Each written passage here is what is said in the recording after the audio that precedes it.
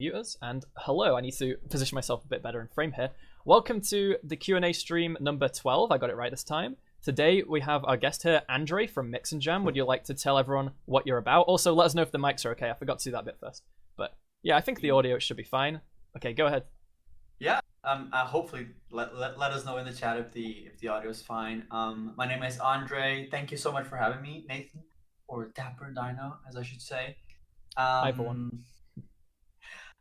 Yeah, I have a YouTube channel called Mix and Jam, which I do a lot of game development experimentation, mostly recreating mechanics from other games inside Unity to sort of practice and also serve as a resource for people.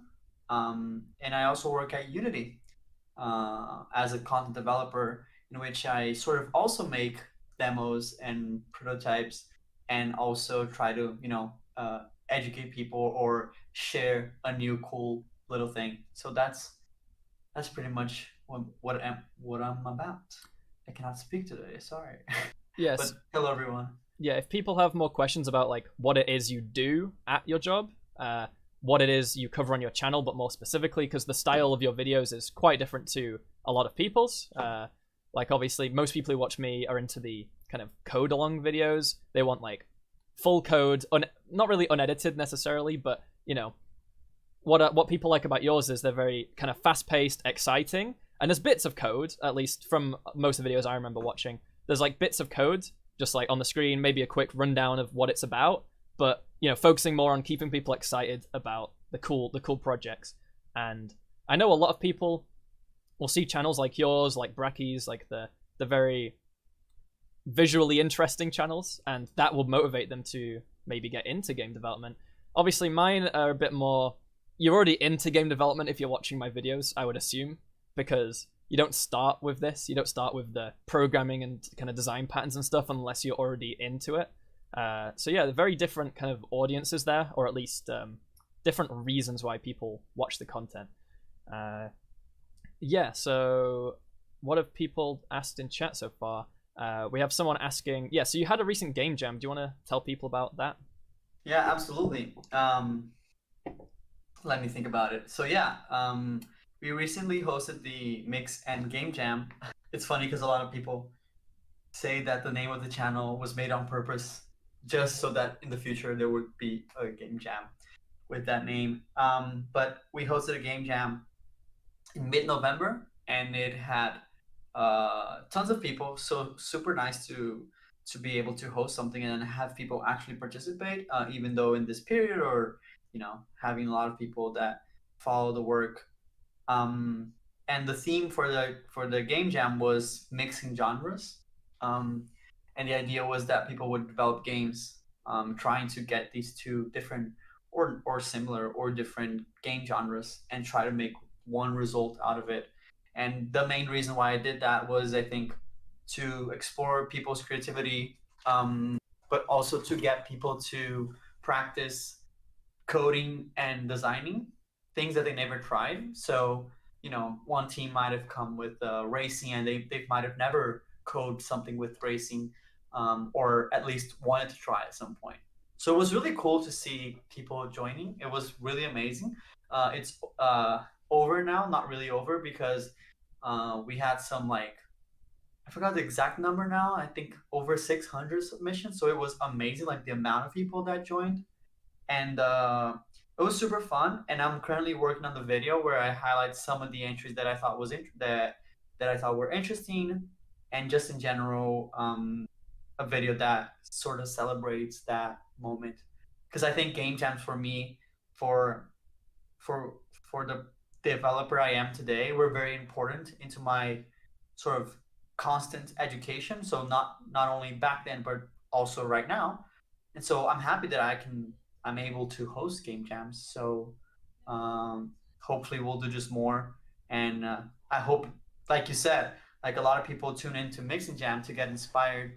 And I guess the idea also with the game jam is to get that interest and maybe push people into just trying things. I think game jams are awesome because it's kind of like an experiment. Like you're just out there, you can do anything you want. It might not work, but that's not the point. You know, the point is not like having this amazing result at the end of it. I think the point is just throwing yourself, meeting new people, and yeah, just in general having fun.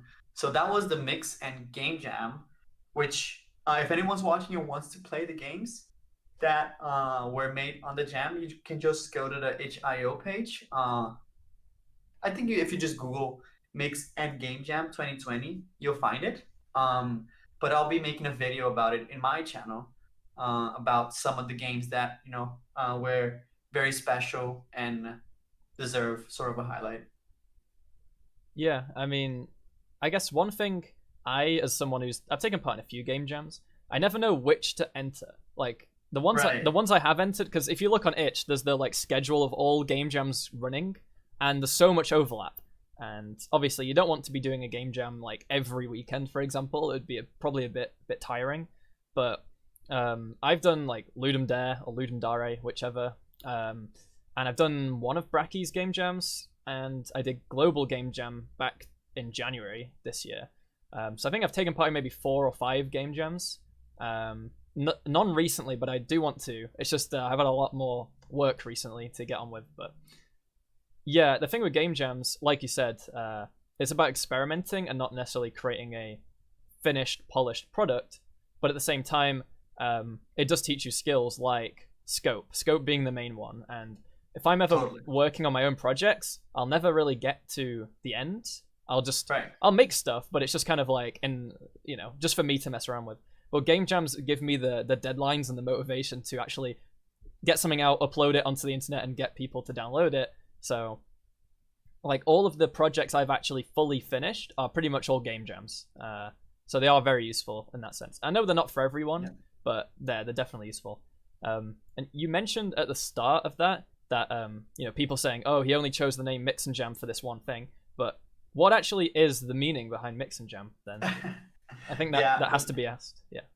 Yeah, it is related to game jams actually. Okay. So back in Brazil, where I am from, we had like a group of people organizing like little game development events, and game jams included. And one game jam I wanted to make was exactly this: was doing a game jam where you could mix genres. Like there wouldn't be like a theme. It would just be like mixing different genres that you choose or maybe sort out, and jam, right? And be able to create and do that. And that was the idea I had. And so since I studied design and I have all this like vision about things being very visual and brandy sort of style, I made a logo for it. I had like a whole concept for it of this game jam that would happen would be called Mix and Jam.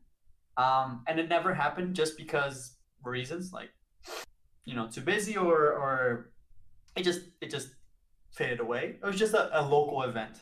Um, that being said, that meant that I already had like a logo, I already had the name, I already had all these resources. So when I was starting to do and have the idea for the channel, and I was actually brainstorming with one of my friends, like what it should be called, what it should be called. And there are many name ideas there. I'm sure you're aware of how crazy it is to actually pinpoint a specific name. But I already had all the stuff for this, right? I created a logo and I created some stuff. So I thought, I thought it sounded catchy. It's always hard because I don't natively speak English. So in my own perception, it sounded somehow memorable. So I just chose that. And honestly, it's kind of interesting that it looped around now that the channel has grown and it exists. And now I've finally did the jam in which the origin of the name sort of came from. So I ended up doing a jam where people mixed genres. So I would say that's a cool, like now that I think better of it, it's a very cool accomplishment, and I'm glad that I was able to do it. Yeah, you've gone full circle back to Full circle. yeah. But No, but what's next then? there's still more. There's still more. Okay, there's more. What is next? Man, I don't know. Like, for the channel specifically, um, I think we learn a lot every day, and I think I learn a lot. So I do think that the quality of the mechanic recreations will hopefully be better somehow. And I do think that I want to experiment with other stuff. I think there was a great reception when I did a video in the mix and jam style, but it was a devlog about the game that we did for the GMTK game jam. So Mark Brown's Game Maker's Toolkit jam. So I did a video which was very similar to the mix and jam style. It's short. It's a very meant to be like almost like a video essay, but it was more of a devlog of an actual project instead of a mechanic recreation. So I do think that for the future, it's definitely going there on to try more styles of videos that approach that same how do you say this style of Yeah. presentation for sure. And yeah, I can see Elena is here. Hi, Elena. Yeah, I just noticed Elena in the chat. Hello. There's some people here. Yeah, I Oh, there you recognize go. a few people. Probably have to scroll back up because there's been questions that There we've has had. been questions. Oh, That's true. someone mentioned just realized that you're the guy who taught him how to throw the Kratos axe. I remember that video. I don't know if like so a lot of the videos I looked at for the just seeing the video, you know, it's like a few minutes long while I'm like eating dinner or something, just a bit of entertainment, and it looks cool. But sometimes I was like, that's so cool. I'm actually going to download the project and go crawling through it because I think a lot of people do just probably watch it. Do you keep any stats on how many people actually go and check out the projects properly? Like, Um, it's honestly, I don't do a perfect job at that. I definitely could be doing a better analytic job at it. But I don't think too much of it just yeah, so I don't go absolutely like crazy. But I do have the GitHub that, the user for the GitHub is a user I created just for Mix and Jam. And so by the number of forks and the number of downloads and the number of followers on GitHub, I can sort of have an idea of which projects are popular and how much people are interacting with it.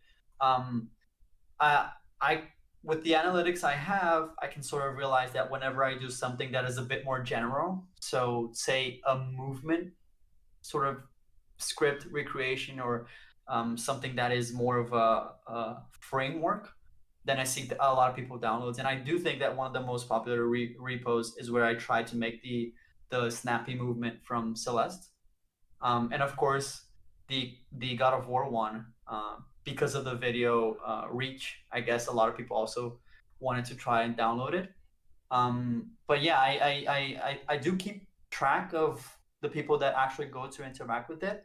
But I've been, I've been into this middle ground, but I'm trying to understand how how how Mix and Jam is perceived by developers and how Mix and Jam is perceived by just people that are interested or entertained about watching behind the scenes content, because it is sort of like what happens behind the scenes of an actual development process or workflow. And I do think that there was a question around saying exactly this from I actually 14-hour lunch break. Like, do you feel a Mix and Jam is geared more towards developers or players?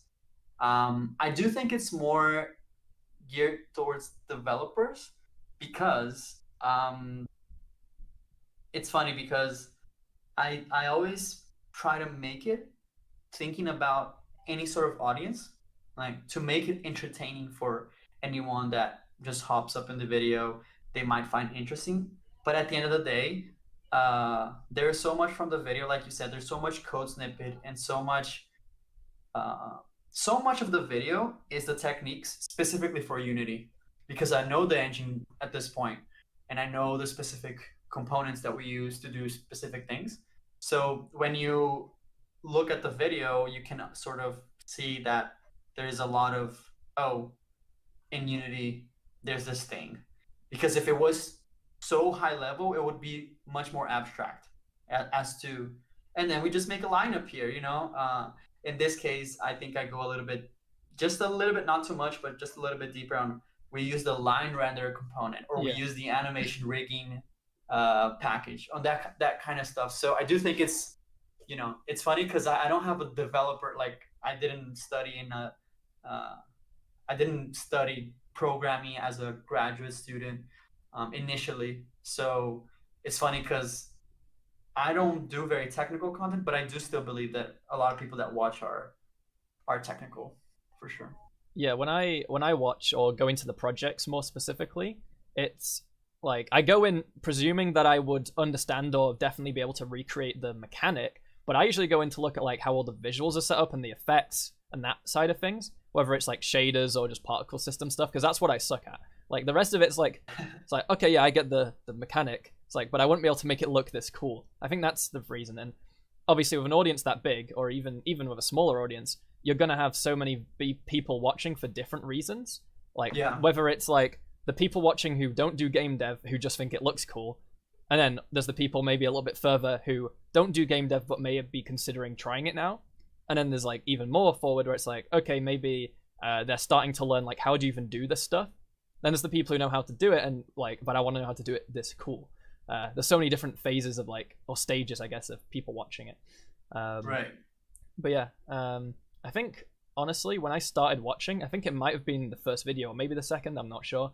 I just remember seeing, oh, there's this new channel and they make really cool looking Unity stuff, and just popped out of nowhere. I mean, I guess that's every channel pops out of nowhere, but it kind of did, to be honest. Yeah.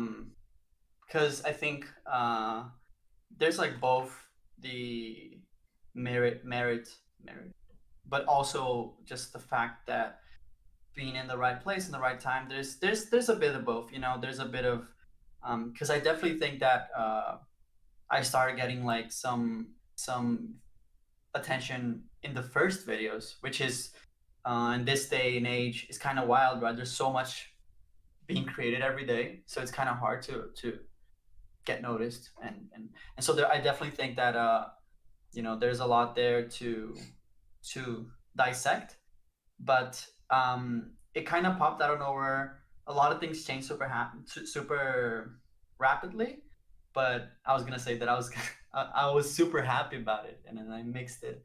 But yeah, I mean, it did pop out of nowhere. But I do think that the audience that I find the most is people that I get this comment a lot where the video, like the mix and jam videos, allows you to sort of think of problem solving in a more creative way, because that's what it is at the end of the day. And so I think that what happens, which I can relate to, is sometimes I watch tutorials, and a lot of tutorials, of course, they're meant for beginners that want to see every step. And sometimes on development, you reach to a point where you know most of the stuff. You just need a little kick on a very specific topic. And so when I created the content initially, that's where I thought I could hit like that audience of, you sort of know something on the ground there, but you know, how do we solve problems together, right? How do you do this? And I say we because for people that watch the channel, like they know that when I'm on the video, I just go like, I had no idea how to do this, and you just look into the internet, and then someone problem solved it for you, and then you problem solve other stuff. And so nowadays, Mix and Jam is just this big like problem solving in the community, because it's definitely not only me, and a lot of people that help me, a lot of people that, you know, are around to just give resources on the internet as well. So it's a very interesting audience, I think, and again, I'm happy that I get to do that, because it's definitely like cool. And yeah, I'm talking too much at this point. No, don't worry. That's the point. And you being here is to talk about what you do, because right. I'm sure like the people here are interested in hearing it. But I think we should move on to more questions. Let's see what we have. Totally. Yeah. This is something that I've actually messed with before, but I mean, I would assume you might have more experience with Cinemachine. How can you create a camera handler to have certain states where we can switch between them using Cinemachine? Now, my immediate thought with that is, I remember once there's a component with Cinemachine that changes the active camera based on the state of an animator. I think that exists. So I remember, for example, on your player, with the animator, you can say when you go from, I don't know, idle to the walking state, it'll then automatically switch from one virtual camera to another. But I know there's going to be plenty of different ways you can handle that. I don't know what your thought is on that. Yeah, I mean, where's the actual question? Is it on the chat? I can read it out if you want, like properly.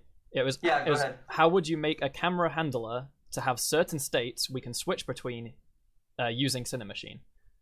Huh. That's a really interesting question. I never went into nothing so general that I needed to do that I had like a camera handler.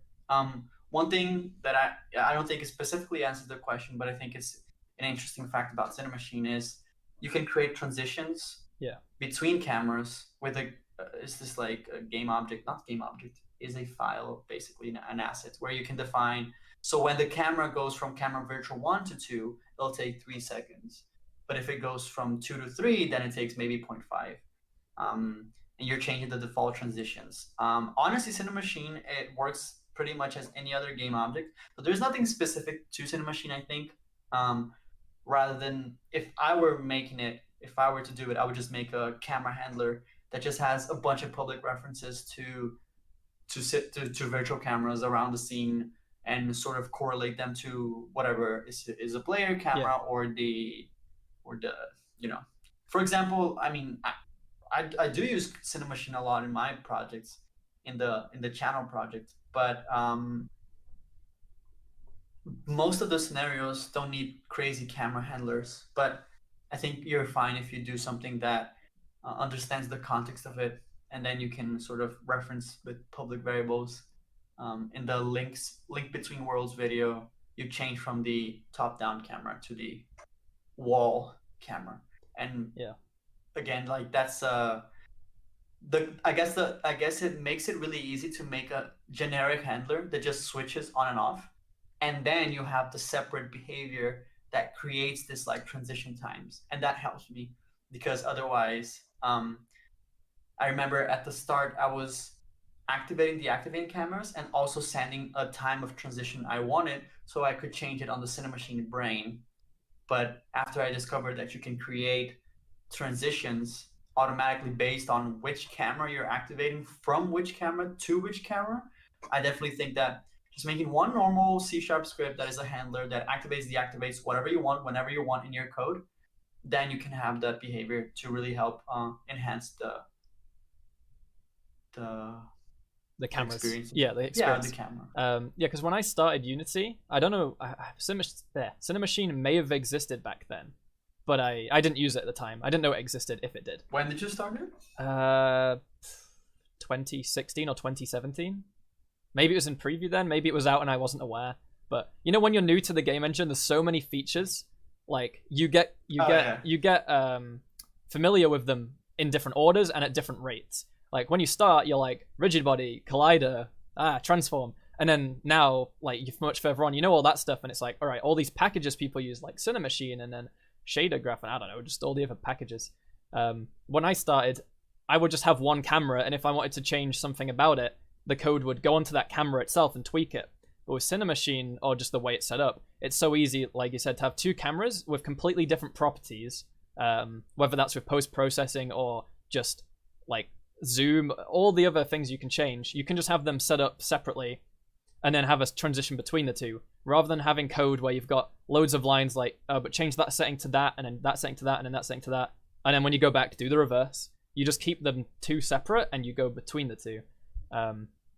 The thing I mentioned with the animator, I think that is specifically for, like, for example, character animation, where maybe when you start walking, when you start moving, the camera might zoom out a little bit to give you that feel of like, you know, trailing behind. Even though I guess trailing behind already exists in Cinemachine.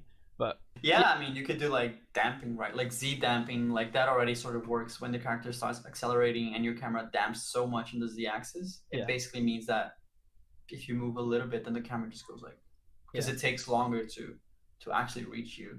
Because like you said, writing your own handler, the benefit is you get full control. with Yeah, the disadvantage of writing more code, right? You could argue that's a disadvantage, I guess. Like if there's something built in that does the job perfectly, then you'll just use that, right? The thing with the animator again is that it's probably good enough if what you need is you need camera kind of properties tied into being in different animation states, because it's already done for you. It's like you change to that animation state, we'll change to that camera for you. If you need anything more complex than that, or like more general, then you'll write it yourself. I think that is the solution, is just to write it yourself, basically. I mean, if it's necessary.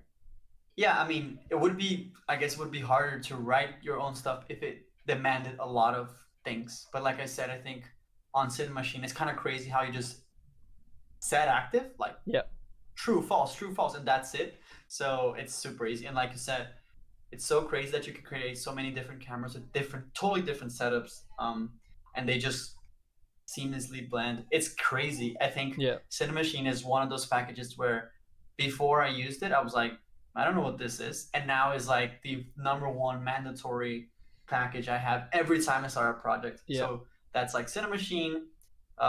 Nowadays, I think animation rigging is like also there, like almost on top, and then I also always just import the DoTween plugin from DG. How do you call it? Yeah, I can't remember. Demi Giant. Yeah. Yeah, with Cinemachine, I remember I used to hate, but I remember having to do it, writing like camera scripts where you control based off mouse input and scroll input to like zoom in and out and rotate around the camera and have the right distance. And then it gets to like having to write a collider script so it doesn't, if you back up to a wall, your camera doesn't just clip through the wall. And then you go to Cinemachine, it's like, oh wait, you just click a button and add that on. Yeah. It's like, oh, it's done. It's like, oh, it's all done there. There's so many settings that it just works. So yeah, it's been a while since I've written a camera script that isn't just like using Cinemachine with like a tiny bit of code. I did come across issues that I've now figured out the solution to with using the new input system, but the input system with Cinemachine. I was like confused with, okay, by default, Cinemachine has those fields where you put in the string for the old input manager bindings, but then I know you can leave those blank and it doesn't use them. Then you write your own script to kind of pass it from input system into that. But then I was watching the recent video on the Unity channel from Andy Touch talking about the input system and different scenarios. One of them was input rebinding, which I covered in my video that I did yesterday. And one of the other things was using Cinemachine. And it's like, oh yeah, in Cinemachine there's a helper component we've got. You just stick it on and it just kind of makes it work. And I was like, oh, okay. It's like, so I didn't need to write my own script these past few times. I don't know how long that helper scripts existed. But yeah, it just takes from the input system and gives it to Cinemachine. It just does it for you. It's simple. And I'm kind of ashamed that I didn't know it until like 2 days. It's fine. Yeah. Don't worry. Like I feel like. Oh yeah. As long as we all like embrace that we learn. Yeah, it like stuff that's so obvious is fine. Yeah, it's not ashamed. I should have said frustrated, like with myself. Yeah. Just kind of like. I feel like that's. Yeah. I just want to make sure like there's some questions that I don't, if I miss, I will feel bad about it. So I'll just do like a rapid. Yeah, go. If that's okay. Okay. So could you give a tip to a Brazilian where and how to start in dev area? And I assume that you're also Brazilian. Yeah, I mean, I think game jams are the first step.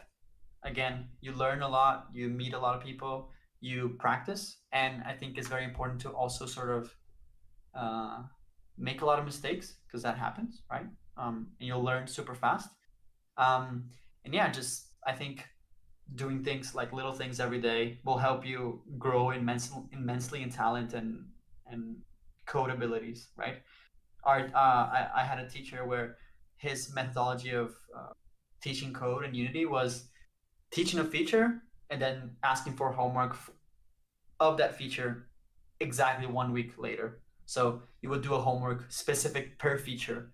And I felt that was a very useful way of learning, because just basically every week you're doing a little project based on just one thing. So you're probably messing up a lot and then you're learning. And that's I feel like that's a great way to learn. And that's like my path. I don't think it works for everyone, but if that helps, I think that's like a good approach to stuff. Yeah. Let me just see if I. Hey, Andre, there's like more questions. I just want to make sure we're, because it's like you said. Now that the questions just Yeah. come up, and I'm like feeling like whoa. Um. Okay. Question from Desnas. Do you have advice if it's worth participating in a game jam with minimal programming knowledge? I could do art and stuff, but is it necessary to get into one with programming? Oh, definitely not. I think if you don't want to, team up with someone, or there's so many ways you can go about a game jam you can use. I don't particularly think that the engine really matters. At the end of the day, you should use whatever you're comfortable with. So I think, a lot of the games actually in the game jam we did, the mixing game jam, there was a lot of Unity entries, but there are a lot of GameMaker entries as well, and they're amazing. And I particularly think that it doesn't matter where you make games, but if you particularly don't even want to do any logic, right? I think that teaming up with someone, I swear to God, for like Nathan was just saying, when you go to HIO, there's like this page of like so many jams, and Yeah. probably one of those jams had like a Discord server, and you join those Discord servers, and people are so actually receptive of like looking for people, looking for artists. I swear to God, like just try to see, just show up to a Discord server and be like, hey, I do art. Someone will pull you, like guaranteed, if you don't already have someone like a friend that programs to do that. But definitely try using like something that, if you want to do it yourself, maybe try using something that facilitates programming or logic, or maybe use like Bolt on Unity because it's a visual scripting language, and that kind of stuff. What do you think? Like, what's your opinion on that, Nathan? Yeah. I mean, I've got the pure programmer side of this because I always need someone else to do the art. Otherwise, the game is just cubes and spheres and stuff. No, like I have for my own game jams that I've entered on my own done the art, but it's been very, very shoddy. Like it's not great. Um, I guess yeah. If you're on the other side, so you're an artist needing programming help, yeah, I think what you said is right. You either do it yourself, but you might not want to do that. Option two, find someone who can do it. And like you said, j- programmers that can't do art are desperate for artists, just the same way that artists that need a game making and they need the logic, they're desperate to find programmers. You'll find someone if you find like the right Discord server for it. I honestly don't think I'm in any game jam specific servers. Like I'm sure Ludum Dare have a server. I just haven't joined it or whatever. But I guess the biggest one is the Global Game Jam. And yeah, I think that I should mention that. I think my first game jam, my first ever game jam was the Global Game Jam, and the Global Game Jam is a jam that happens every year, and it's all around the world.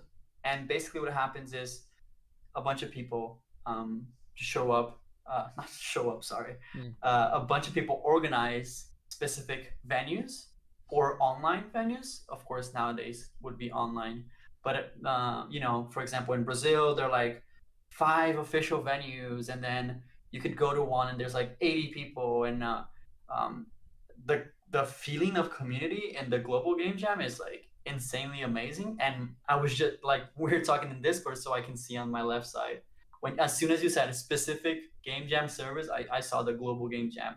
And if you never did a game jam, I think the Global Game Jam, it's a very special one to be your first one or to participate in general, because I definitely feel like it's super magical. They do a very special presentation at the very start, like a 15-minute video with interviews for inspiration, and then some sponsorship stuff, and then the theme review, which is always super exciting, and this big like um, hype moment, which is great. Um, yeah, but like you said, there's like Ludum Dare, Game Maker's Toolkit, Game Jam. But I do think that like Global Game Jam is so wholesome. It's like the whole world, and sometimes they record people having fun in like many venues, and so I think it's super fun. And the theme is always like very great. Like it never fails. It's super great. I can't Because themes are super like a thing that are hard to satisfy everyone. But see. I took part in the Global Game Jam back in January, and I've already forgotten what the theme was. I know the project we did was like it was like this robot, and you had to like pick up the parts of its body. So just like how you'd have a Minecraft style inventory for equipping armor. Wasn't it fix or It was to do fix or repair, maybe repair. I remember that. I remember. I think I saw that project of yours. I don't know if you did, because I don't think I even made a video of it. No, but I think we talked about it. Maybe we did actually, because to be honest, this was just before I like met you in. Yeah, that's why I think we talked about it. Maybe I don't remember. If someone in the chat, someone will let us know. My keyboard's so loud, I don't want to go googling now because it'll just be deafening. It's fine. Yeah. I see some people. Hey Harry. By the way, everyone, Harry. I always feel bad because I don't know how to say your last name, but Alizavakis is great shader, technical artist person on the internet. So definitely go check out Twitter. Also Roman Papush, of course, is here.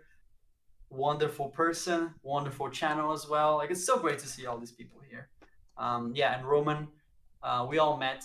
Just for context, I guess, for people, like, we had an opportunity to meet like some of the creators that are inside the Unity community. And it's, I mean, for me, it's always great because we all see these people creating, and it's always great to see sort of who's behind that, right? Of course, some of them we actually see, but to meet someone is completely different. After meeting Roman and you guys and everyone, I was just like, wow, it's impressive how all these people are like legit, like everyone's legit super cool at the end of the day. But yeah, and the fact thank you, Henry. The fact that was back in February and now we're here, and if it was 1 month, if it was 1 month later, it wouldn't have happened. Which that's true. Yeah, that's true. Yeah, man, I think crazy year. We're close there. There you go. Global Game Jam 2020 was repair. Repair, yeah, okay. So I was right with that kind of guess. I mean, you helped by saying like fix, and I was like, yeah, fix. It was repair. I remember that. I remember seeing like a robot. It's like a game you didn't finish, I think. Yeah. Like it didn't finish. Yeah. But I do remember, like, I think you started off as like this ball, like the core of the robot, and you could roll around, and you could like find parts of yourself to like build back up. So you'd open up your inventory and you'd drag your legs in, and that would like build up your character, and then you'd end up actually like being a robot that can walk around with guns, and you can kill other robots and like pick up their parts and swap them in place for yours. So you can get that guy's different weapon and overwrite, like you can replace your own arm. I don't know. The mechanic was a bit ambitious, like to get working well. We had we had issues of like when you don't have legs, the character collider height needs to change to not include like the height of the legs. Otherwise, you're just floating, and we had that issue for a bit. So we had to recalculate the height based on the parts and stuff. Unless we wanted all parts to be the exact same size, but that'd be a bit boring. Like, so yeah, it was a bit messy, but I think we got something working in the end. And like you said, sorry, but I think scope. You actually mentioned scope. Like, yeah, scope ends up being the most important thing and I honestly have not reached the scope mindset yet. I feel I still want to participate in more and more game jams so that I can at least feel like I am a little bit more aware of scope every time, because it's so interesting, like how every time you finish a game jam and then you're, damn, I should have should have scoped more, and then on the next one you just completely forget, I guess because the moment of brainstorming is so exciting and you're hanging out with people or by yourself and you're just like, I could do this and I could do that. The one thing I never tried was participating in the game jam alone. And I kind of want to try that once at least. I'm not sure when will that happen. I'm super busy at the moment for sure. But I think when you do things for yourself, it's always great to have people helping you. But when you do things on yourself, you sort of have this vision of the scope. I think it might be a little bit better. I think people... Wait. Oh. You have a thing from In and Out? I'm so confused. Yeah. What was that? Have you guys seen the Tech Talks Unity has hosted on their channel for Fruit Ninja 2 and Skeleton Crew? They seem kind of complicated. Do you understand what they're talking about? I mean, thanks for the donation, first of all. And second, I have seen some of the Fruit Ninja talk about like in modular UI, or it was something about the UI. And it was quite advanced. And I didn't watch the entire thing, which if I watched the entire thing, it might have seemed less advanced. I don't know. But I think I also heard about the Skeleton Crew thing. I think they talk on those things a bit about the like architecture of the code. It seems more code heavy, but I think, I mean, you might know this more because I don't know how often you watch Unity's own videos that you don't produce or are in. Like, how many of the other ones do you watch? Sometimes, and these ones are particularly like you said, more code focused. But this one is so recent that I haven't got the chance to watch yet. Yeah. But it almost seems like the one where I watched, where I don't remember if it was from Unite specifically or the GDC, but it was like the Pokemon Go developer talking about the architecture they had to build to sort of host all the Pokemon and all the iterations of Pokemon. And I'm not a programmer heavy person, so I was just like, what? Yeah. And so now that I have the perception of this one, maybe I'm interested to see how I would perceive it, sort of. If I'm not mistaken, there were actually multiple videos, at least for the Fruit Ninja. There were multiple videos. One was just maybe talking with devs, just like a chat, whereas one was getting in a Unity project and showing some of the code behind the scenes and examples. So there are a few different videos, I think. And the one I watched was the Fruit Ninja UI, but talking about they'd written some like reusable components where they can slap it on something and then hook it up to like unlock a certain like level based on other things, and it can update to show your like how many tickets you've got to enter this event. I don't know, just various things. I've not played Fruit Ninja since the original. I don't know all the new fancy Fruit Ninja stuff in like the newer versions. I also think there's like a VR version. Like I'm so lost on exactly I think there is a VR version. The last time I played with VR was back in the Unity offices, because I have my own VR, but I've not had room in my room to do it in such a long time. Right. I'm looking forward to being able to get a bigger room at some point. And is it like camera based? It's an sensor based or whatever. I think it's an Oculus Rift. I think. So you connect to the PC. It has the sensors. I would put them up on my shelf in my room, okay. And I'd just be like standing in the middle of my room. But since I last played with it, I got a bigger desk, which was a necessary thing. But because of my bigger desk, it was also a hindrance, because now I don't have room to run around playing Beat Saber without smashing my monitor. So yeah, I'm looking forward to having room to get that out again. By the time that is, maybe Oculus Rift will be really bad, like hardware-wise, but we'll see. I mean, I like the Oculus Quest just because of the not having to bother with any sensors and stuff. Yeah. Is it just as good though, like the experience? Like it? I cannot tell you because I don't know. I never tried the Rift. Oh, okay. But like, there's no. It works perfectly fine. You said it has no sensors. It's just tracking in itself, like. Yeah. Presumably an accelerometer of some kind, and whatever other technology goes in there. So there's 4 cameras, I think, on each corner. So there's like the normal. Have it. Something's gonna fall. No, nothing fell. It's good. So yeah, I mean, it's like you see like how portable it is. Kind of wild. The whole thing runs on itself. So there's like four cameras on the corners, and then that's it. And it's so easy to just try it out. So you just got to charge it basically. Just as long as it's charged, it works. Yeah. You get. I'm guessing it has Wi-Fi in it, so you can download games, or do you upload it via cable, or no? Just Wi-Fi. You can download games, and the one thing that you can do specifically now, talking back about game development, is I recently made a prototype for Unity using the Quest, and the way it was so easy to prototype, because if you link it to the computer, they have this thing called Oculus Link.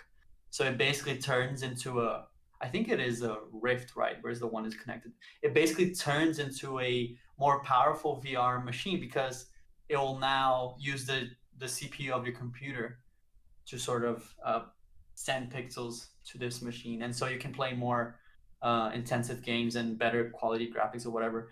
And when using Unity, you could basically, whenever you hit play mode, it's going to play here if you're using the XR interaction toolkit. Yeah. And so if you didn't do Oculus Link, you would need to build every time and send it through the cable. Like, hey, this is the build. This is the build. Yeah. It's not like so crazy, but you know, it's still building an Android APK and just like sending it to the Quest.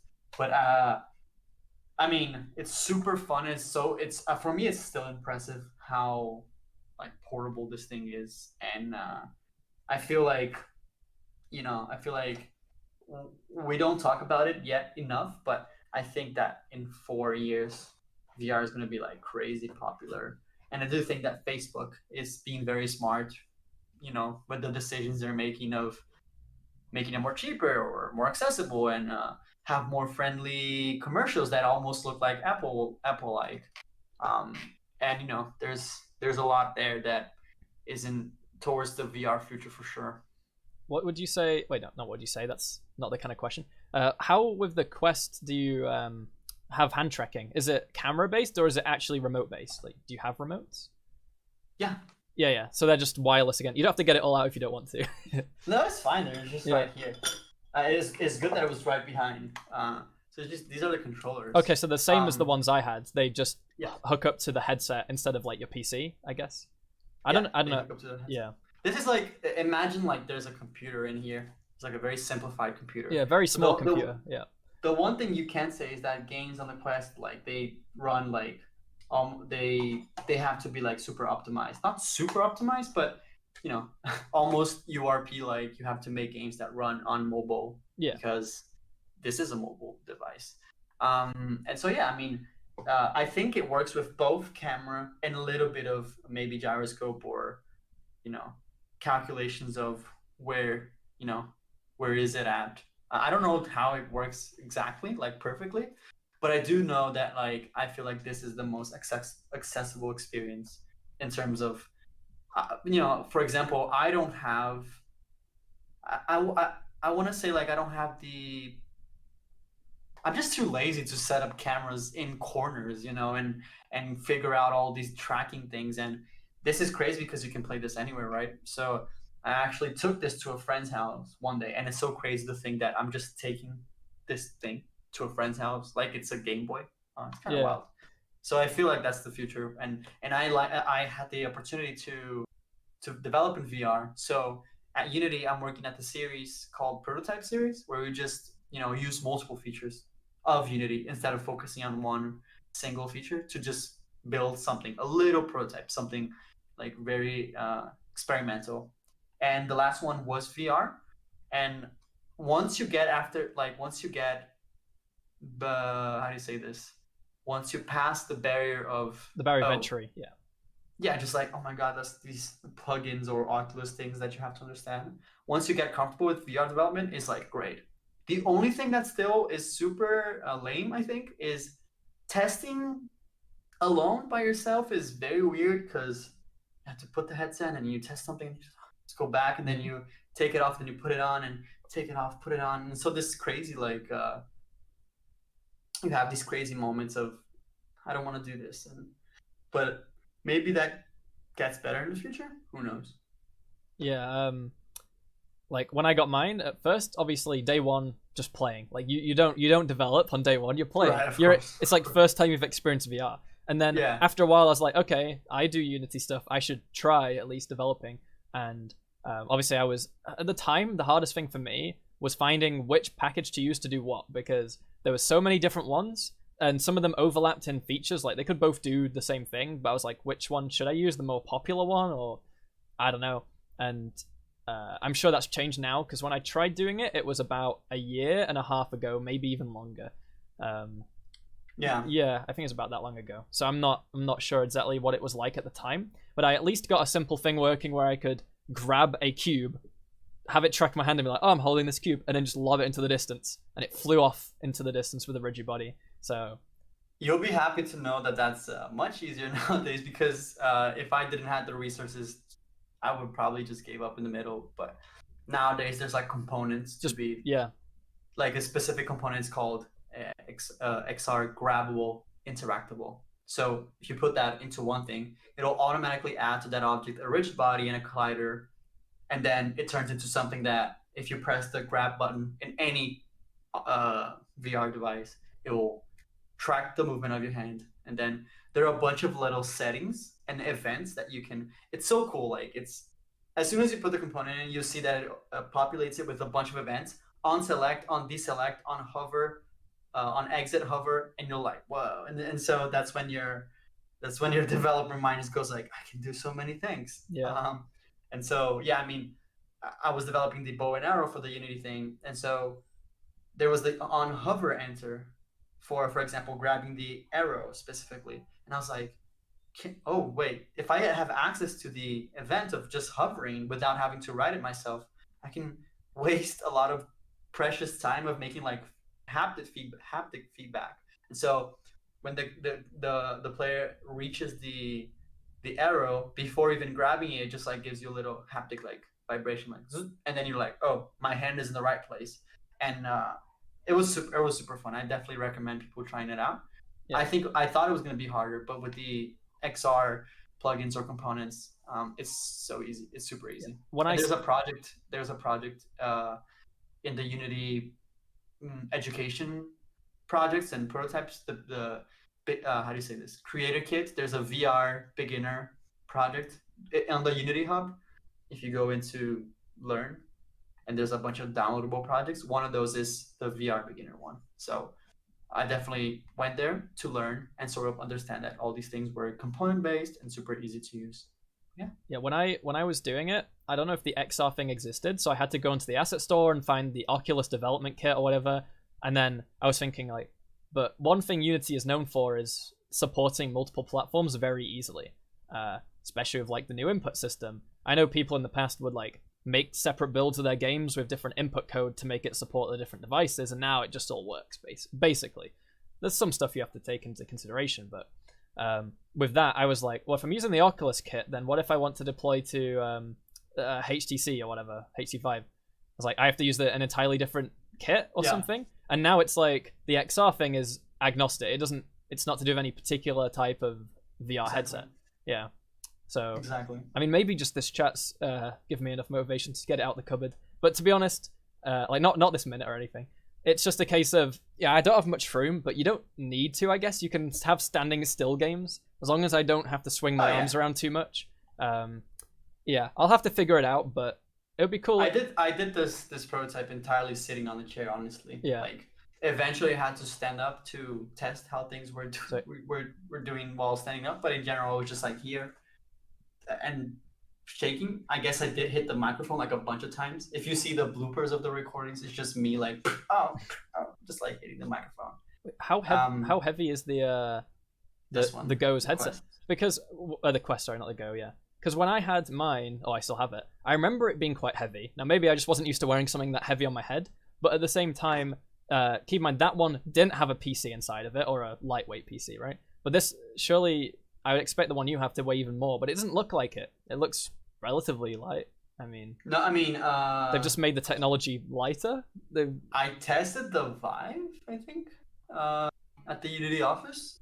The Index, and it's heavier than this one actually.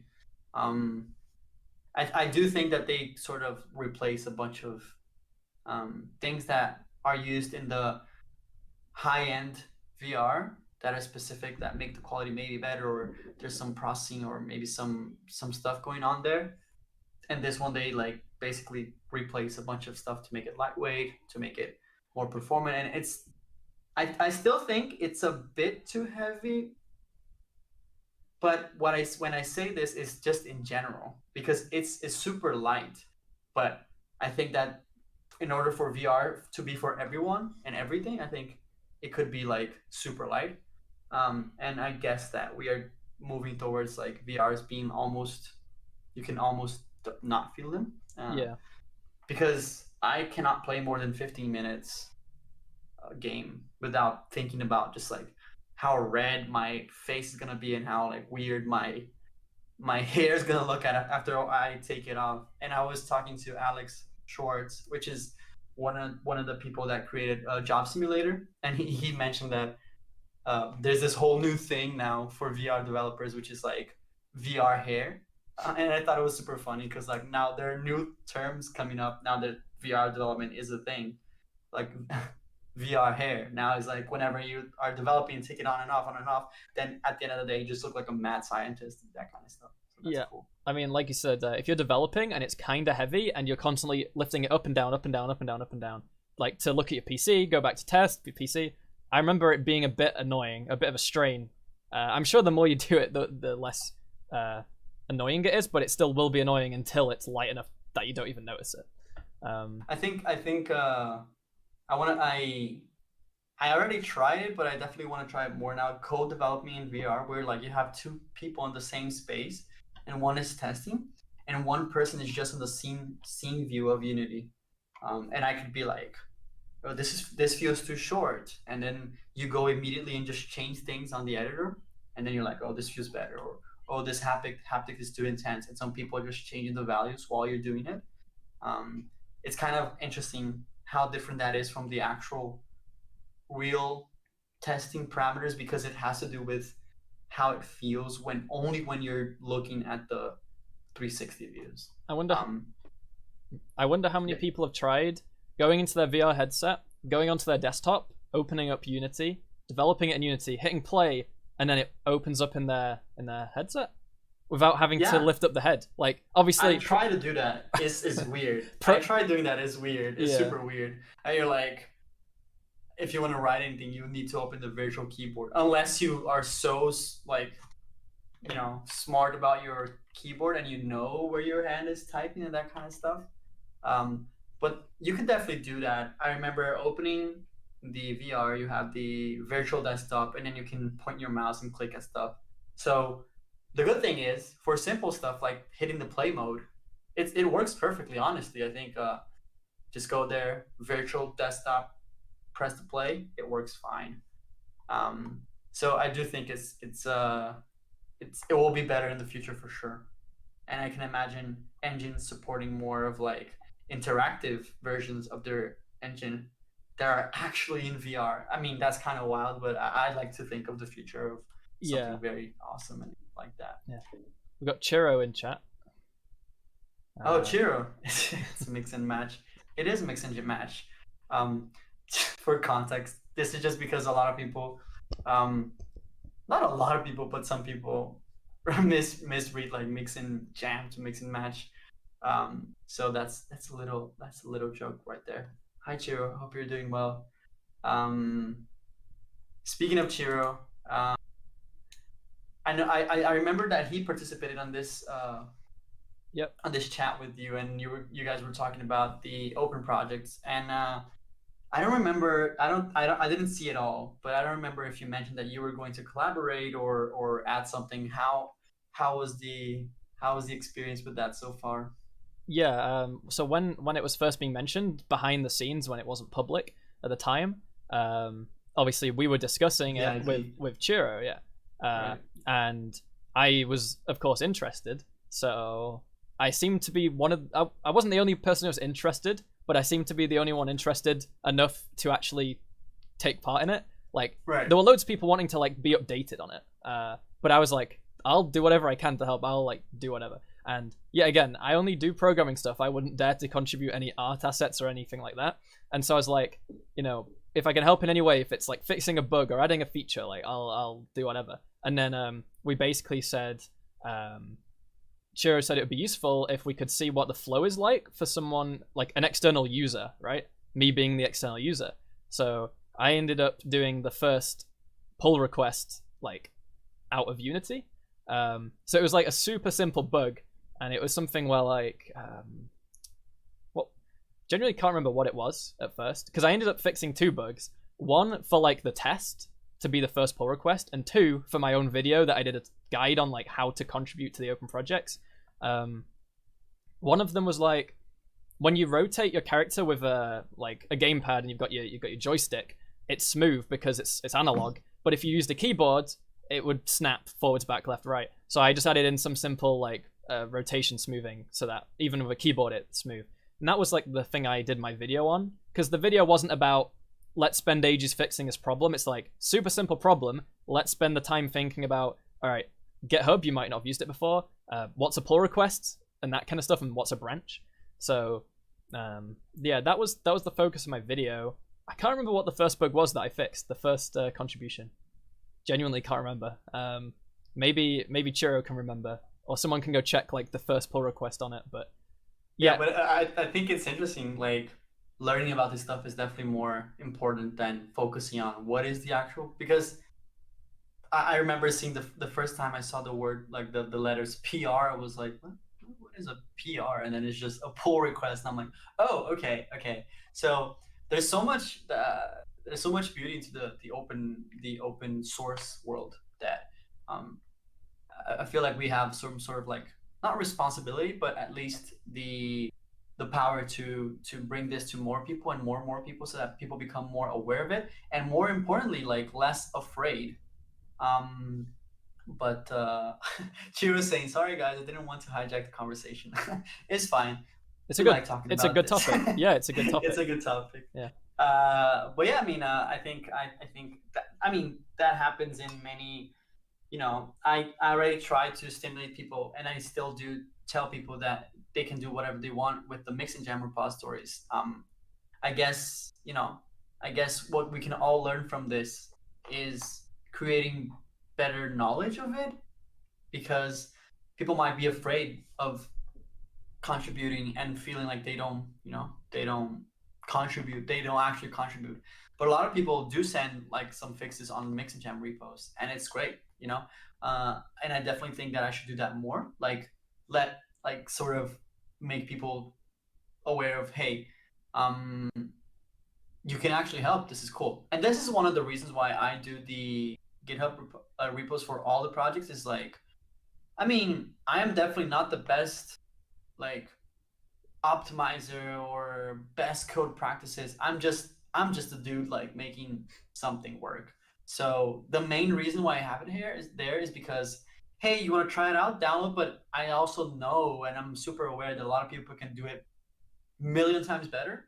So it's very important that people sort of understand the flow of, like, hey, if you want to make things better, sure, like, I'm more than happy, because I learned from all the people. And like we were talking about in the start of the video, like the God of War video has so many resources that I watched from other people, from other creators on YouTube, or just blog posts on articles on, because everyone, it doesn't matter your level, I think that everyone basically almost daily goes to Google and be like, what the fuck am I doing? Like, what does this mean? Like, I don't know. And I think that's sort of like the basis for game development, is understanding that everyone at some point goes like, I don't know how to do that, and someone sort of is there to help you.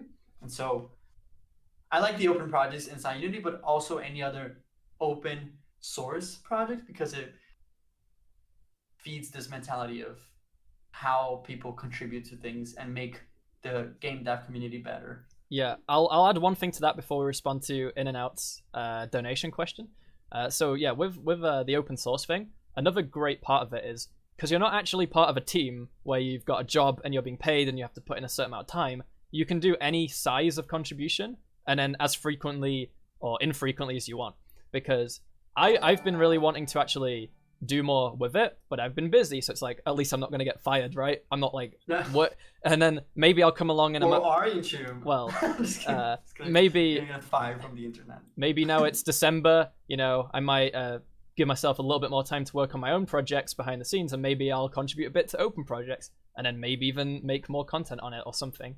I mean, I do keep checking back, like, how it's going, and I watch the Unity, or at least some of the Unity videos, or the streams that Chiro does with various guests, talking about, like, here's where we're at now, here's where we're at last time, look at the progress, all these contributions. So I keep checking into those, so that eventually when I can get back on and do some more contributions or see what's going on, I'm up to date with what's going on, because it has progressed a lot since I did the things back at the start. It looks a lot better, obviously that's kind of the point, and there's more stuff to the game. Back then there was just movement and jumping, and that was it, nothing else, I don't think. And I have actually looked through a few of the pull requests just to see, like, I'm curious at, like, people have been talking about how to handle the state machine for it, and there's no one correct way to do state machines. There's write your own C# one, you can make, like, mono behavior state machines, you can use Bolt, you can like use the animator, though that's one I wouldn't recommend for doing proper logic. Yeah, people always have issues with, like, the animator can be in two states at once as you're transitioning, and that can mess up some logic. So people usually recommend keep the animator state machine for animation, write your own state machine for logic. But Right, right. Yeah. Yeah. So In and Out donated $5. Thank you. Asking, does Nathan do a lot of editor scripting? I think the simple answer is no. I don't do a lot of editor scripting, and I've done like, I think the answer is I've done a little bit. I am interested in how the new UI builder toolkit, whatever stuff, allows you to make editor UI a lot easier, because I think you remember that the video or the stream I did on the Unity channel back whenever, I did like a little bit of editor scripting and it was super simple. I was about to mention that. I basically made like a tutorial effectively. So for the people downloading the project, it would be like the challenge of this scene effectively. So whenever you load a scene, it would trigger this editor UI window to tell you like, welcome to this scene. Like this is the name of the challenge. This is what you've got to try doing. And it was mainly for the people who maybe downloaded the project after the live stream, so they weren't with me giving context. They could just open the project, go to scene 1 and be like, all right, here's my task, let's do it. And it was super simple. It was very simple. It was just basically text and stuff, but like usually it would be interesting to see your take on a video on it, you know. Well, me doing a video on it, or what do you mean? Like you mean like you doing a video on because I do remember Brackeys has a video on that, but I don't know if I haven't looked into how many people are doing that. So it would be cool to see, you know, your perspective from that. But yeah, there's a lot of content for UI elements coming in 2021. I know because of like just how things are moving at Unity. So 2021, we're gonna probably do a lot more of teaching in terms of that, and I'm super excited about that because I do think that editor tools are super nice, and they're not just I don't think they're just an extra thing. They actually improve workflows for people that are non-programmers sometimes, or just a team of designers that you just want to make their lives easier to enhance the thing, right? My first project of Mix and Jam of course is not an editor because I didn't even know how to do an editor script back then. But the first one, I made it with that mentality of making things so modular that it's so easy to just like select and click and generate things to enhance the user experience. So the first one that got me motivated was making this system that would auto-populate itself if you just set the position, and it would show in the editor like the points of interest and stuff. But anyways, I see Chiro saying, Andre, we're still hoping you'll bring some of your IK magic to the open project repo. I will, if you promise me that I'll be participating in one of those cool episodes that you host with Amel and Shema. Otherwise, sorry, I cannot help you. It's not worth his time otherwise. But, yeah. It's so weird because people need to understand that I work with Chiro. Otherwise, it'll be like, what is going on with these people just like bantering each other? Roman says, pumped up for editor tools content. Yeah, definitely. I feel like that's a big need from the community, and also just myself, I think. TNT says it's blackmail. Yeah. Hi, blackmail. Oh, hi, what? Blackmail. What are you saying? I mean, hi, TNTC. Tough nut to crack. Go check out their channel as well. I feel like shouting out everyone now. Yeah, that's fine. Tough nut to crack. It's a very good channel. Their latest video, if I'm not mistaken, is from a disintegration effect, and they do it by I think it's like getting the vertices of the meshes. So it's really interesting look into the shader that they did in order to do that, rather than using like VFX graph or part. So it's a really cool video. So you should check that out. Chiro says, it's not like I have to promise you if you contribute, then you're legally bound to come on stream. Yes. Nice. That's good to know. I'm trying to think like with the cool IK stuff, or for IK use the animation rigging package mainly, right? Yeah. I'm wondering like in the pig thing, what could you do with that? I mean, you can make it like a tail, like a character's tail, like trail with them behind them, rather than being an animation, a keyframe animation. You could use that instead. I mean, I don't know. It's the kind of thing where you have to look at the current state of the game and see if it will help in anything, really. Yeah, you can't force it. You have to like. Yeah, the most simple scenario, I don't think it needs to be IK. It could be just general procedural animation stuff. I think the most simple thing, the example of procedural animation, is having NPCs look to your character while you're because that helps the world feel a little bit more alive. And that is real time. Like there's no way to bake that. So the most simple scenario always is having these NPCs that slightly look at you. Have you seen And what yeah, Chiro I said? mean, Have you seen what he said? wait, in open projects, actually, we need it for characters walking cane since the animation's like walking on.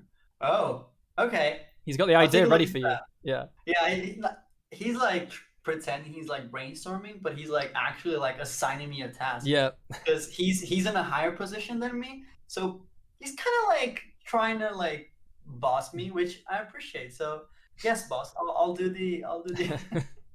So we need to, so we need He's now to giving you your full task list of jobs yeah, to do. it's the full description. Yeah. Thank you. I'll do a mix and jam video on the Yeah. on the open projects. But yeah, I mean, I do push for animation rigging a lot because it's one of those packages, like we were talking at the start of the stream, of Cinemachine, where before you actually use it, you're like, well, I don't know why I would use this. And ever since I fully embraced the package, I think that most of the projects I've done inside Mix and Jam, but also inside Unity, a lot of them have animation rigging, and for very small purposes. But it's good to have it, um, because you're using procedural animation to reutilize a lot of animation that you already have. Specifically with Jamo, which is the character that is the character from the channel. Um, I download animations from Mixamo, and those animations are like simple. And so if I need to expand them as a developer, not an animator, I just use animation rigging to build specific things that I want. The episode in which, from Mix and Jam, the episode in which I use the animation rigging the most is the one from Luigi's Mansion, because basically I wanted to get a walking animation for the character that looked like he was scared, sort of like Luigi. So he's like walking scared, but he also needs to like hold a lantern or not. And so with animation rigging, it's so cool that you can set a pose, and then it overrides the animation, but then you can deactivate it anytime you want. So I remember having a pose for the ghost as well. So the ghost had no animations at all, actually, and all I did on the ghost was procedural, and there was just one little frame that I needed him to be in a scared, like I just got flashlight, and I did that just by placing a bunch of IK handlers, and I don't know. Animation rigging is just cool, and like I said, I do a lot of it in the Luigi's Mansion video. I do a little bit of it also on the Unity project, the prototype series, on the procedural boss animation thing. So that one is using like the dampen transform, which is a very simple case scenario as well, of just taking things that are stiff and make them wavy, wiggly, like that kind of stuff. They haven't see someone saying they haven't caught up in the previous question. Yeah, it's just the fact we've already got plenty of questions. I mean, Okay. more questions are still fine. Just we need to get through quite a few more. Right. Someone asked. This was very early in the stream, so they might not be here, but they said, obviously your job has got you pretty occupied, pretty busy. Can we expect more tutorials in 2021? I don't know if by more they mean like any more at all, or just like more than this year, or what that means necessarily. But you're planning on continuing as usual, or? Yeah, I mean, if they mean in Mix and Jam specifically, yeah, I imagine. I imagine, yeah. I think it's so. I always try to do one project per month, and I think that's the healthy state I found. Because it's definitely hard, like you said, keeping busy with Unity and these other side projects and the channel, and so I still have my own professional schedule where I try to do one Mix and Jam per month, or two if I am really like available and trying to do stuff. But for me, it's really important to understand that it's easy to fall into the trap of wanting to do more, because I feel a lot of, not pressure, but I know that there's an audience and that there's people that are sort of like they're waiting. Watching. Yeah, waiting. But I'm trying to create a good state of mind for both the audience and myself, right? Like where quality is a little bit more important than quantity. But it's a balance, right? It's like quality is really important, but that's why I just mentioned that I always try to keep it like one per month. And the thing is, you like I still want to deliver a very decent and well packed episode of Mix and Jam per month, and that's gonna be like worth it, you know. And the last the last things I've done were not mechanic recreations, but just because it was the game jam stuff. And turns out the game jam stuff is actually pretty exhausting. Yeah. It's super hard to host, to manage, to make sure everything's placed. And the most important thing about game jams is making sure that things are understandable. And turns out that that is super hard as well. And I think that's fair. I don't think it's easy to understand the rules on an online jam, and so I need to be there. I need to be available. Thank God I have like a team of moderators specifically for the jam, and shout out to them because they're incredible. And so, you know, is hosting the jam is the next thing now. Once the jam stuff is over, so the highlight video, now we'll get back to the mechanic recreations. But yeah, you can see my stuff basically. You can sort of balance it between Mix and Jam and my own projects inside Unity. And one of the projects, if you like the Mix and Jam sort of style of videos, the project I have in Unity that looks a little bit like it is the prototype project. So you can sort of be watching Mix and Jam and the prototype series at the same time, if it makes sense. Yeah, hopefully. with like doing more than one project a month, like forcing it's not necessarily a good thing, because the entire reason why the projects are successful and people enjoy watching them is because they're cool and it's some idea you've come up with and you've been excited to make it, as opposed to like, oh, I have to get another video out this month, let's force an idea out that might not go as well and I'm not as passionate about. So yeah, I mean, I had a time where I was doing like 2 or 3 videos a week, and I had so many ideas that it wasn't becoming a problem. And because they're tutorials, they're a bit less creative. So they're not going to be either like bad, non-creative videos. They're just tutorials. As long as I teach them well, that's kind of the goal. But I got to a point where I'd covered almost everything that I had fresh in my mind. Like, I want to cover this, I want to cover this. And then it slowed down a bit to, okay, here are the topics I now want to cover. They may be more advanced. They need more research to teach them well. I need to think about the edge cases and what people actually want to learn from these. And so I've slowed down the videos, but I still think the quality is either the same, if not better. And I think that's better overall. Yeah, for sure. And then at the same time, with fewer videos, I've tried to fill that in a bit with, for example, these live streams. So we're still bringing out content. It's just a bit different. So there's usually, like, we're trying to keep at least 1 tutorial a week. And then a stream a week has been consistent for the last, like, maybe 8 weeks or 9 weeks. With Christmas coming up, we'll probably have to skip maybe a week, you know, or 2. It depends on... Understandable. Exactly. My schedule and also other people we have to get on, right? I can't just tell people, ignore Christmas with your family, come on stream, or anything like that. So, yeah. Yeah. Let's... I also think that the question might mean that actual tutorials, because, you know, technically Mix and Jam videos are not tutorials, like you said. Yeah. They're more how the process, the sort of registration of the process. Yeah. So maybe they're asking if there's tutorials. The short answer, not to take too much time, I think I definitely want to enter a little bit on that space, but I still think that there's a lot of people that already do teach. There's nothing that I can add to I mean, maybe this is just an imposter syndrome, but I'm still not the greatest like developer. I still not the greatest coder. Like, I'm just, again, a dude. And so the reason why I like to make Mix and Jam the way it is because I'm not teaching things and having this huge responsibility of this is the way things need to be done. Like, this is the best practice. It's just, I know that my code is flawed, and that's the way it is. You know, that's the way I perceive game development for doing like experimental projects, right? So yeah. But yeah, I'm like I'll keep doing like tutorials on Unity. I think my knowledge is best used specifically for tutorials there, right? I do a lot of content on animation rigging in Unity. There's like Unite Now, Meetup that I speak for like an hour about animation rigging. There's some workshop videos. So there's not only the prototype series, of course. There's a bunch of other stuff there.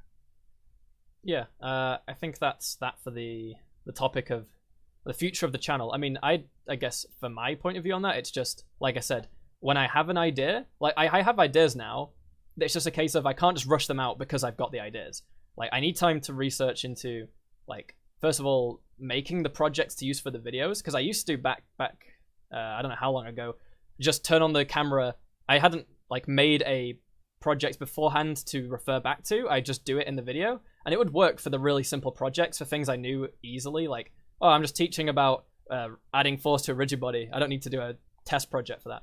If it's something like multiplayer, connecting through Steam and stuff like that, that'll take a lot more time to make sure I do it right and that it works in different scenarios. Like maybe one friend joins and it works, and the second friend joins and it breaks. You got to think. Yeah. And if I do the video and I'm like, hey guys, it works, look, my friend joined, and then everyone's in the comments like, yeah, but when I had two friends, it breaks. And then like, well, the video's kind of useless. I need to redo it or something. So yeah, the videos are taking a little bit longer to do now, but I do think the quality's better and they're covering topics people definitely want to see. So yeah, I think it's worth spending a bit longer on them. And let's not miss, I need to scroll back up in chat. In and Out donated again. Thanks for the $5 again. When Nathan is watching Code Monkey's channel, does he ever feel like he's going too fast? Funny thing is, I think not the only, but like out of all the criticism I've ever received, it's pretty much about the speed, about talking too fast. And I think that partly has to do with being a native English speaker and having to realize right. People watching are from all over the world. So I talk to my friends and family quite fast. I try and slow myself down for videos and stream, but there'll be bursts where I probably just really fast. And no one ever calls me out on it in real life because I'm just around people who speak English natively. And then when I'm making courses, I understand there's people from other places, and if I speak too fast, they don't get what I'm saying. They have to watch it back in slow-mo to understand.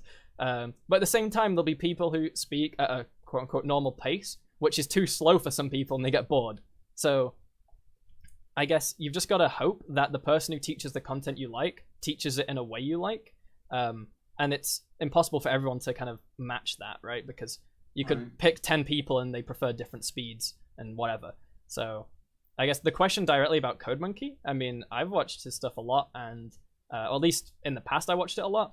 I don't remember there being a problem, but like I said, because I'm wired in like fast English, I already talk fast, so I listen fast as well. Like when someone else speaks fast, it's normal to me, I guess is the way of saying it.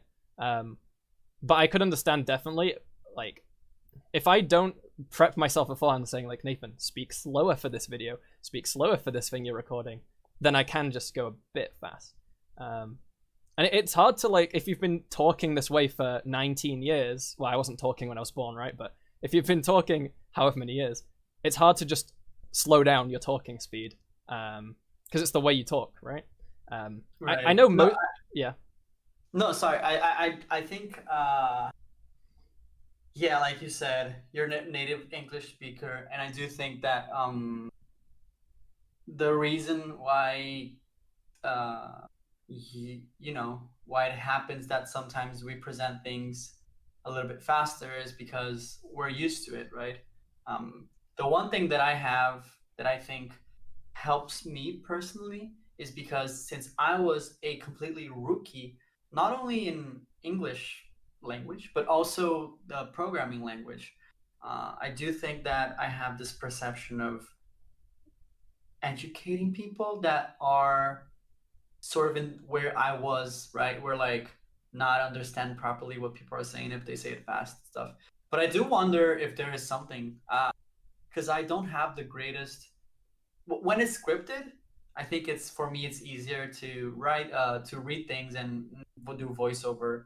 I do still see a lot of like things I do live, and I always feel bad because I'm like, and so I do wonder if there is some sort of things that you could do, and sort of like some sort of course to, how do you say this, to improve your communication skills. I definitely think that, you know, maybe there is something like that, and maybe we should be doing it in order to deliver the best and the more like well-paced sort of communication and that kind of stuff.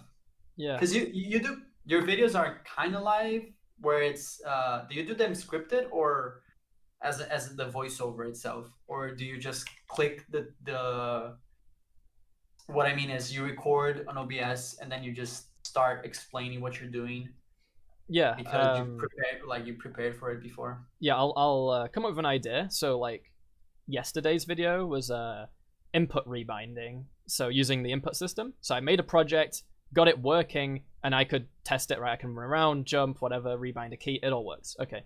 That was like stage 1. Stage 2 is open up OBS, hit record, and start. And then it is like a code along video. I'm not cutting out the typing of code. It's the kind of way people like my videos. I've done some with like maybe chunk, like all the code is shown, but I don't type it out and I explain it. But people prefer like, a longer chunk of code will take longer to explain, and typing it will also take longer. So if you just type it and explain, it works out like you talk for the right amount of time about the code you're writing. And that's just what the people enjoy that watch my stuff is like, talk, code and talk. And of course, if they can skip if they want, they can speed it up if they want. I said I talk fast, and some people find that a problem, but I mean, someone in chat a second ago, Brainlock or something, said, too fast? I watch most vids at 1.75 to save time. Like, yeah, it's true. People, even though I'm fast, will still watch me even faster just to get through it faster. Always find a way, right? And I do think that there is a lot of value on live coding and, making mistakes as well. Or not mistakes, but having like small moments of realization where like, oh no, actually this is this way. Because when I was learning Unity, we had this teacher where he would prefer to do it live rather than bring like snippets, because he personally believed that if he messed up or said, oh no, this is not this, this, it would humanize more the process. And I do think that's super important for people that are learning, for people that are constantly developing their skills in code, to always remember that, it's not like this inhuman thing to program to like do stuff. It's always like messing up, and honestly using a lot of like autocomplete, well, particularly for me, is like having Visual Studio, Visual Community autocomplete the things is like a blessing, because it's like so powerful and it avoids you messing up so bad. But it's still important to mess up, to be like to remember that it's everyone is just again, everyone is just someone doing something like having fun.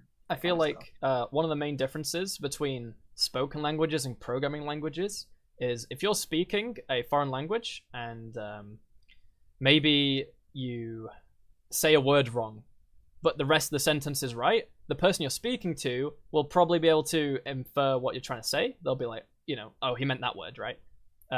If you're like a non-native speaking to a native, they'll know what you mean, even if it's like, in case of English, you always say, someone might speak broken English, where it's like, you can understand what they're saying, but it's not correct. With programming, if you type one word incorrectly, it doesn't work whatsoever. So it is a lot more normal for someone who's programming, even an experienced person, to like make mistakes and go back and fix it, and be like, oh, it's that, not that. Because you have to get it perfectly right, otherwise it doesn't do what you want it to do. With speaking, people can be like, oh yeah, even though you said the wrong word, it's like, I know you meant that word, so let's continue. Yeah. I got you meant. So yeah, computers don't do that, at least not nowadays. There's no like machine learning programming stuff ID where it's like, oh, I know you typed this, but you clearly wanted this, so I'm just going to change it. Because that would be really irritating if you did want to do that other intended behavior and it just like auto-filled it for you. Just like how if you're typing a text message and you put the word you meant and it's like, no, you meant that word, right? And you have to go back and change it. So oh yeah, that's true. Someone is saying, yo, I just watched one of your tutorials. I think it's maybe your tutorials? I don't know, it could be either person. but thanks regardless of which one it was, I guess. Yeah, for sure. Thank you. Sean Carey, what does Andre think of Playmaker versus Bolt? Have you ever used Playmaker? I was actually just reading that and thinking by myself, did I actually use Playmaker? I don't think I've used Playmaker before. I haven't either. And I didn't even use Bolt before it was part of Unity. And my opinion on that is, look, I think that at the end of the day, it's all logic. And totally understand that that's a barrier that is super hard to get across if you don't have someone helping you, sort of understand that concept and go over it. um, I was introduced to straight up code, right? um, and the blessing I had at that point where someone was like holding my hand and helping me reach that barrier.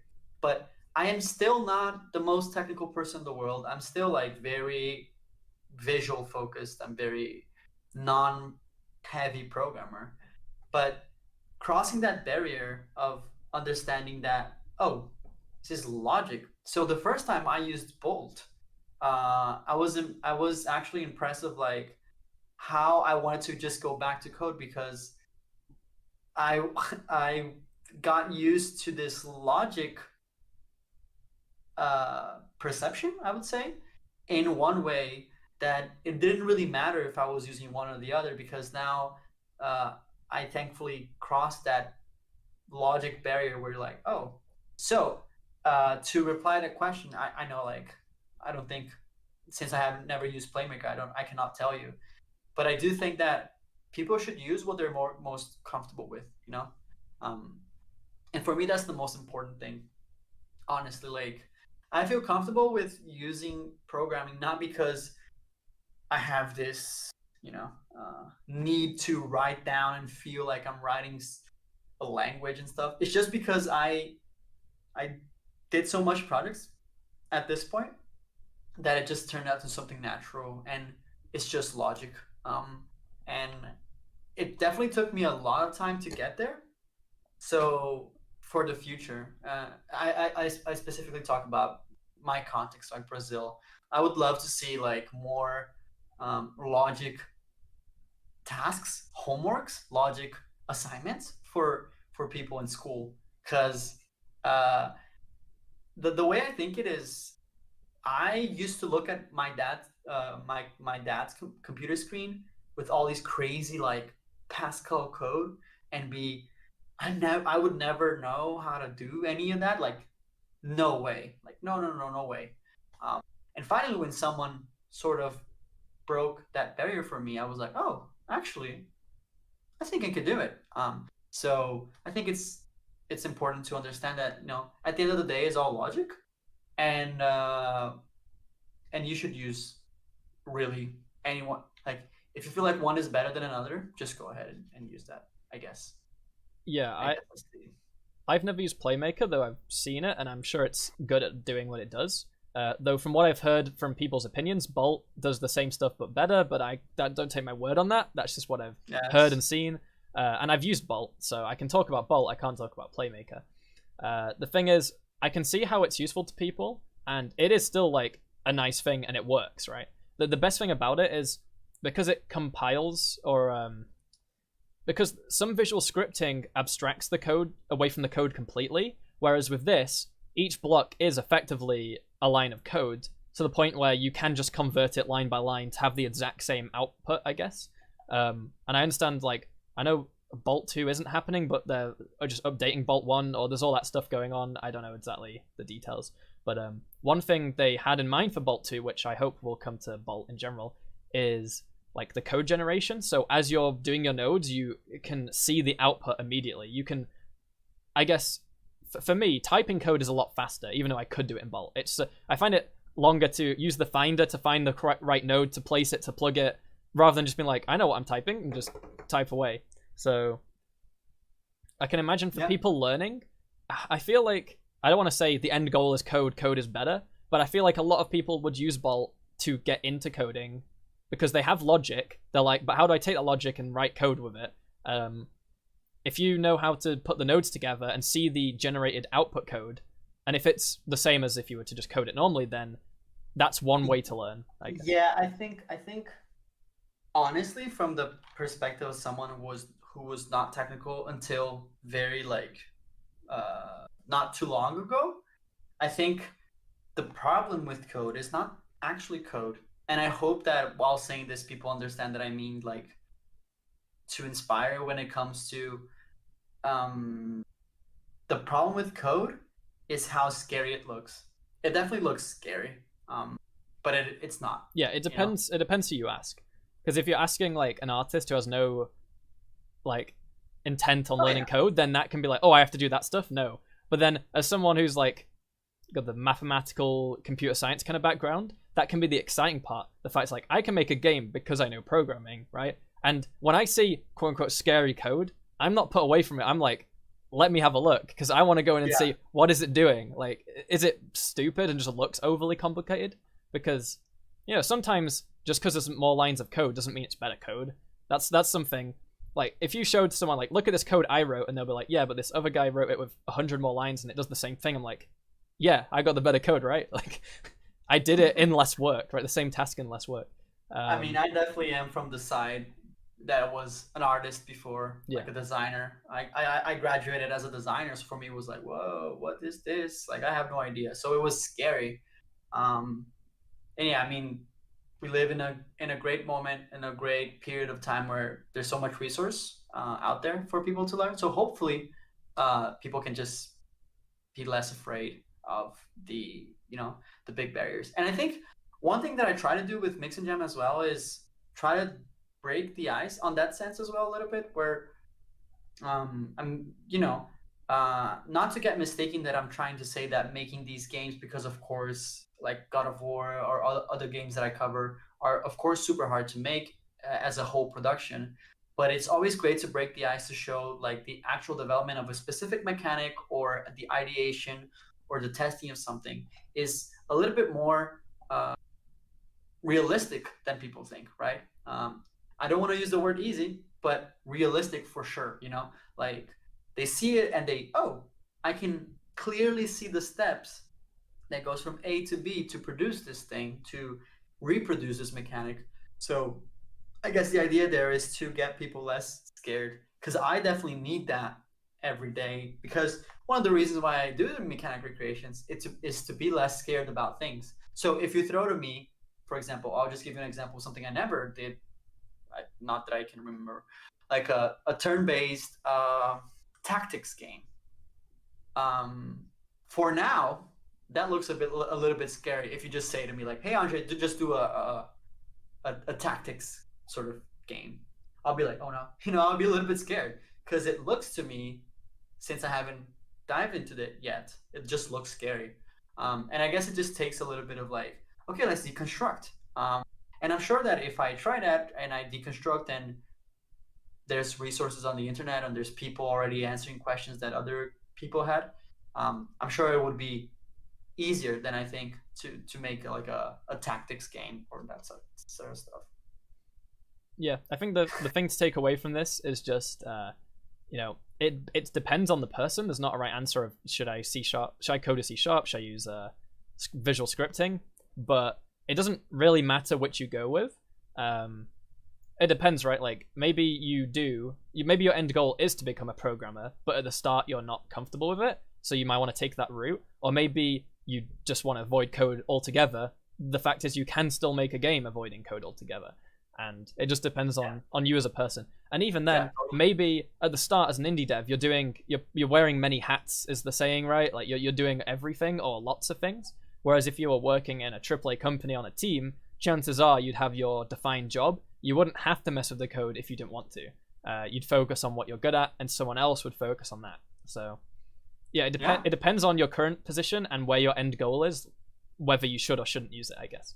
I mean, definitely, I agree with you. Like it's just like do whatever you feel more comfortable with. And yeah, just like how I use C# coding for everything, but I still tried Bolt when I got my hands on it, and I was like, just to give it a go and see what it's like. I'd still recommend people who maybe aren't into programming to at least maybe try it. And that doesn't mean you have to stick with it. You could just try it for a couple hours and be like, this definitely isn't for me.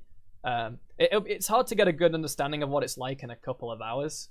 But at the same time, you can probably tell quite quickly, like, nah, I want to stick to visual scripting. It's just easier, or simpler to understand, or easier to just see the flow of things. Because code's just like line, jump over to that function, line.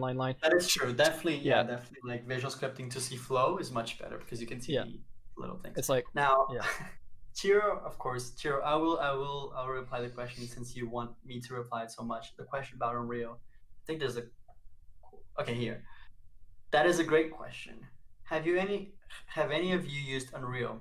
If so, what do you like and dislike compared to Unity? My answer to that is I've tried Unreal once, but really the reason why I use Unity is because the college or the education I had for learning programming and game development, they used Unity. So I basically did like a big intensive uh, practice on Unity, and I just kept with it because kind of like what we're mentioning right here right now is I just sticked with what I was more comfortable with. After 1-2 years of using Unity, it kind of just felt like a canvas where I could prototype stuff. So yeah, I mean, um, I guess that's my answer. Is I've tried it, but I've never went deep enough into it like I did with Unity. So I really don't have any likes and dislikes compared to both engines. What about you? Yeah, this comes up. I'd say pretty much every time, but it's fine. It's that like I've tried both. I've tried Godot as well. I used to use GameMaker before Unity. That was technically the first I'd ever tried. I tried GameMaker before they started teaching, like before I started learning programming at school. So it went GameMaker, then I started learning Python at school, and I was like, now I want to learn C Sharp, or I want to learn Unity, therefore I need to learn C Sharp. And then I tried Unreal at some point. I never was taught C++. I was never taught C Sharp. I was only ever taught Python at high school, and then from there I've just self-taught programming with the like fundamentals of variables, classes, functions. You can take that at least if that's the thing you want to do. And then with Unreal, the only thing I liked about it more at the time was the fact that there were certain features they had that Unity was missing that now Unity has, such as shader graph or like a node editor. Oh, right. And obviously Right. it existed, but not out of the box. You had to go onto the asset store and maybe buy something or get some free asset, which may not have been as good as the paid one. And right, but over like the maybe 3 or 4 years, I think I've been using Unity for about 3 years now, maybe nearly 4. In those years, they've added in things that at the time weren't there. It never made me go away from Unity, but I always thought, oh, it'd be cool if they had this. And then now it's there. Oh, shader graph. And it's like, oh, the input system. I preferred the input system in Unreal to the old Unity one, just because it's like, oh yeah, that's jump, and jump is space, but it's also the A button, it's also this button on this controller of this type. Whereas in Unity, it's like, what's this like string thing where it's like, okay, the dead zone, and like obviously all those things still exist, but it used to be a very like, it was too generic. You'd like, I want a new action, and you'd get all the settings, as opposed to now it's like, I want this action, and for keyboard I want this, and then for it's just a lot easier to use. But localization, I never tried localization in Unreal, but now it's in Unity, or at least it's in preview about to come out. I think when I tried it, I noticed like I noticed like pretty much no problems with it, and it had everything I could think of, and that was like right when I first heard of it. So it seems like quite a small package compared to other things, but it's a useful tool. I know people quite often make their own where they import an Excel spreadsheet and do it that way. But I don't know, just having an out-of-the-box solution is nice. Just to know that it's supported and then it'll be updated.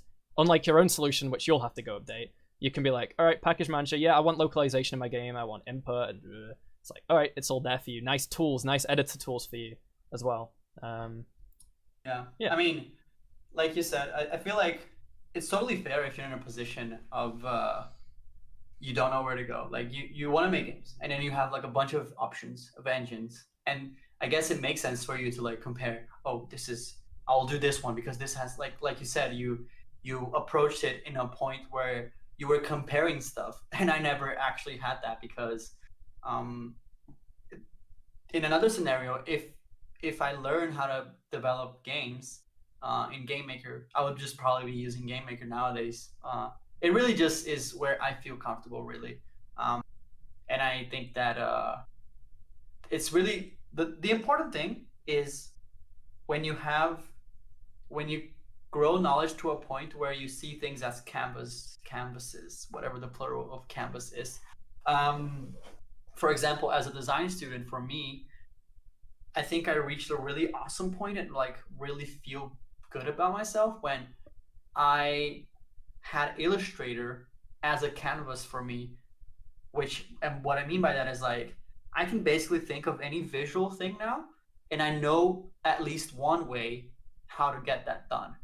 And now it's that with Unity, right? Where like it for you it could be other things. For you it could be Godot, could be GameMaker, could be Unreal. So if you feel comfortable with that, like I don't know, it's so granular to think of the little, how do you say this, qualities and improvements compared to each other. But like you said, Unity has improved so much, and I say this, I know I work at Unity, but I've personally as a developer, I've seen it grow so much that it's kind of impressive. That like you said, localization, then input, then Cinemachine, then animation rigging. There's so much going on, which is always great. But yeah, I guess that's kind of like what I have to say about that. Yeah, I think we'll take one more because it's now 7:45 for me, and it'll be 8:45 for you. Yeah, let's pick another one. Let's see. Okay, which type of games or genres would you recommend to newbies who are interested in game development? And this is, I guess, back on the question about scope, because I'd say even with like a quote unquote difficult genre, you can still make a simple game in that genre. I mean, there are of course going to be genres that are simpler by default. You could say like obviously a card game is going to be easier than a first-person shooter. At the same time, you can make a more complex card game and a really simple first-person shooter. So I don't know if genre is the right kind of question to ask there necessarily. Like, I think 2D platformers are one of the most common starting projects because it's 2D, so you don't really have to think about being in 3D space, which I usually do 3D, so I don't even think about it. But you're thinking you've just got left, right, up, and down, and then maybe you add in some simple box colliders and rigid bodies to like jump up onto the platform, and maybe you fire off some projectiles, and you've made your little simple game to get started. And like, yeah, a card game actually can be a lot more complicated because you've got your deck of cards, and then let's say I'm thinking in Hearthstone kind of things here. There's so many different rules and behaviors of all the cards, and you've got to be able to design it in a way that adding a new card in like a later expansion or just adding a new card, you don't want it to be a pain where you make like a new class for every card, because so many cards will be the same but with different settings effectively. Some are just minions with attack and health. You won't need a new class for each one, you just tweak the settings. But then you add a new one, and it does some wacky effect where it's like, discard all cards in both of your decks or your hands or something, right? And it's like, okay, well, that's a new feature. And then maybe some other card in the future. I don't know. The point is, the games that you make, I don't think the genre dictates how complex the game's going to be. It's up to like keeping your idea small. It's better to make lots of small games in different genres as practice than like dedicating loads of time into one genre to make a big game as your first project. Yeah. Yeah, I mean, I think there are some cliches on some kind of games that is good for people that are beginning. But I think they are the only reason why they are quote unquote cliches is because they really focus on game development foundations. So spawning, destroying, switching, moving, and that kind of stuff. So a lot of people will tell you to start with Tetris, with Space Invaders sort of mechanic, with tower defense. I know for programmers, for people that study programming, they also often they do like little tower defense as assignments for classes, and there's reasons for that, I think. But it's mostly because of the foundations rather than the genre itself. Like, oh, it's RPG, or because like you said, I think an RPG could be really simple if you want, while a racing game might be extremely complicated. It's really not the genre, but I do think that there are some types of games that will reinforce some specific game foundations.